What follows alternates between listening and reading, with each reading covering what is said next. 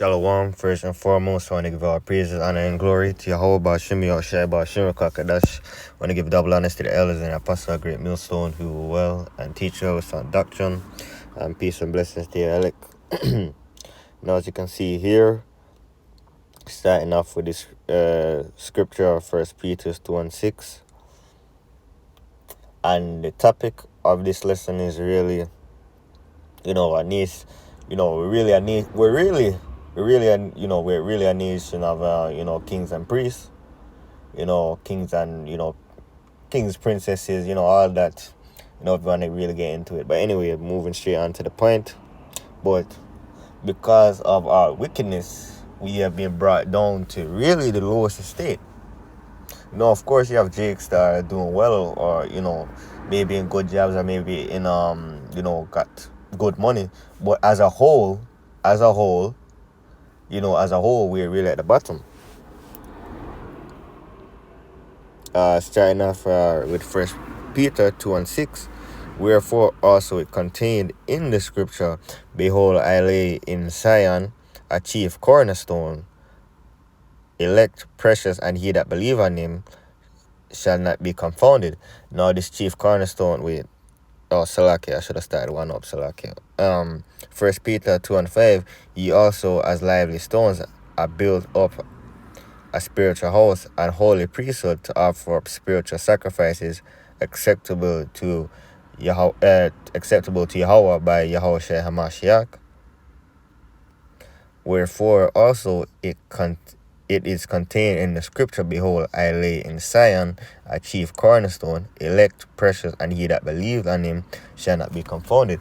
And this chief cornerstone is speaking of Yahushua.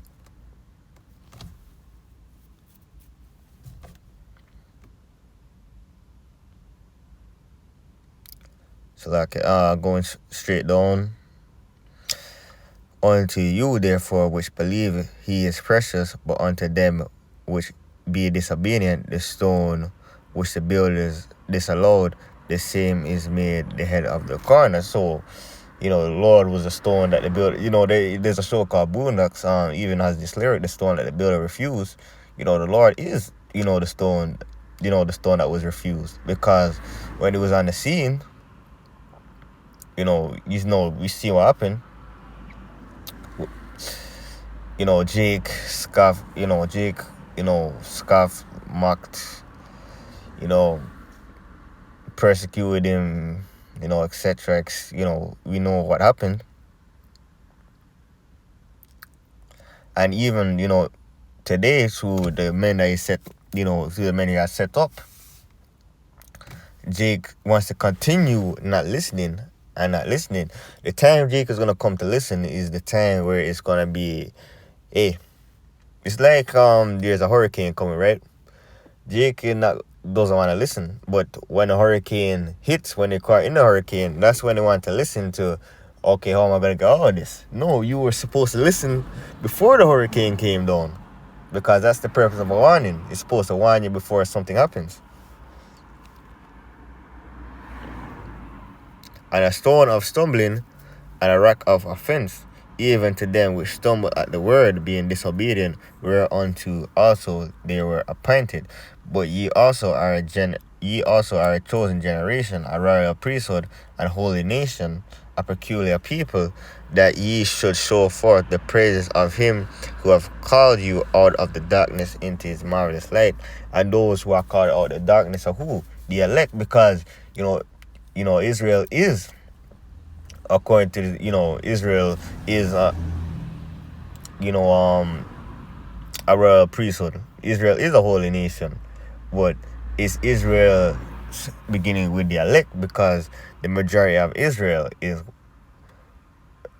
I can only say, wildly wicked.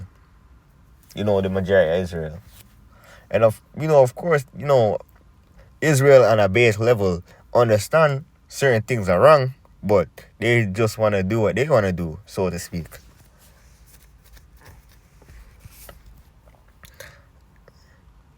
Moving on. And who, it doesn't matter what happens to you on this side, because Can you, me and a brother Tazar were talking about just yesterday. In fact, we was talking about a little something. It wasn't. It was it was a question I asked him.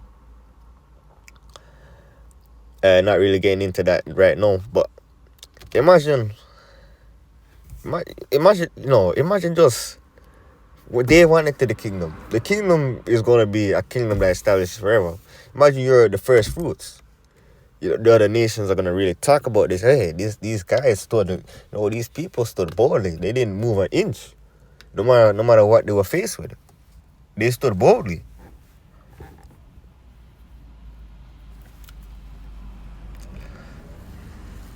Romans 8:18. For I reckon that the sufferings of this present time are not worthy to be compared with the glory which shall be revealed in us. Because when we're in the kingdom and we have the new bodies,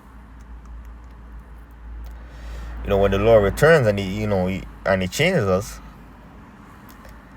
and we look at how much we're gonna get back in the kingdom, Lord willing, we're a part of the elect. It's gonna be laughable. It's gonna be laughable. It's gonna be one of those something, one of those. You would say it would be a bad experience still, but it would be just something laughable, like a little story time you tell your children or something. It'd be something just laughable, something that you could tell over a story time, because it would just be something that would seem so foreign, because of where you are right now. Romans 8:18. Let me just go back over this. For I reckon that the sufferings of this present time are not worthy to be compared with the glory which shall be revealed in us. And it will not. Because, Lord, you have to go through pressure, to be exceptional at anything.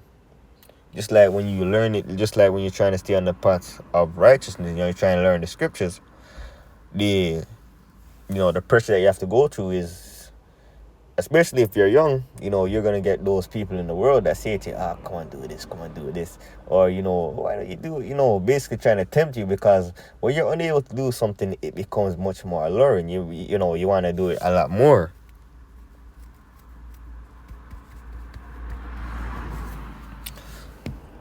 So it's about having that discipline to say, all right, no, because I may want to do it, but I understand that I can't do it.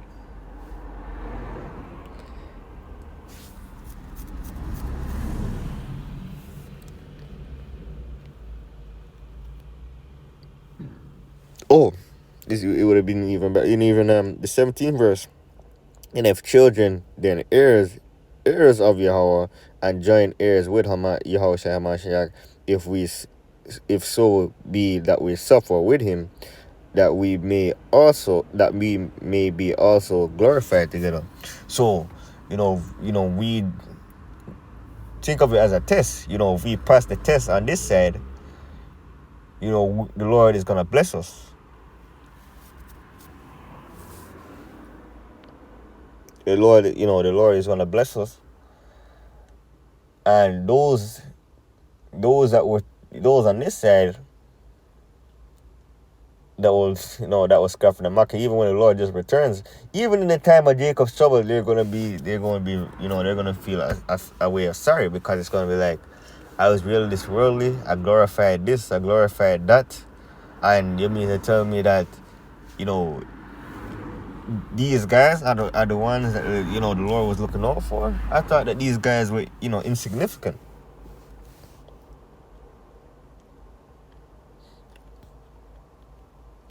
I didn't even have any direction I was going with this, but that's the spirit. I just seen our brother Style, Nation of Gods and Kings. I don't even know how I'm gonna tell this lesson, and I just got a few precepts, and I just said, Lord willing, it be edifying. But because I was just going in this direction, Because it's good to exhort, brothers and, sincere sisters, just to keep their eye on the prize. To say, hey, we ain't got that long left. Just keep enduring. Because we all need it. Because we all have those moments where where it's like, where we're kind of down. We all have moments that we're down for whatever reason. We all have moments that we fall. But as I always say, the most important thing is to get back up and to keep moving, because the last thing you want to do is to turn back. Like, even when you're in a race, you get respect when you finish.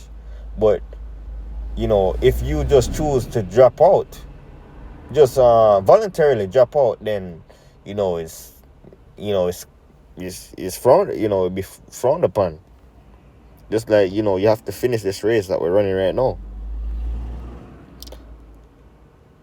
Zechariah 13:8, and as I said, we are, the nation, as the precept said,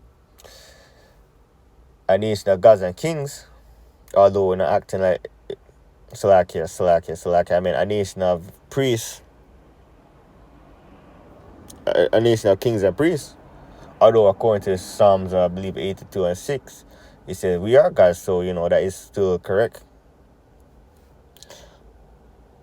Because the term God really goes, when you go into it, goes into powers or judges, if I'm not mistaken. Zechariah 13:8, and it shall come to pass that in the day that in all the land, saith the Lord, 2 parts therein shall be cut off and die, but the third shall be left therein. And this third is gonna are going to be the first fruits in the kingdom of heaven. And anyway, I want to close out there. I pray this lesson was edifying. I want to give our praise and glory to Yahweh Bashim, Yahshua Bashim, Rakakadash. Until next time, Shalom.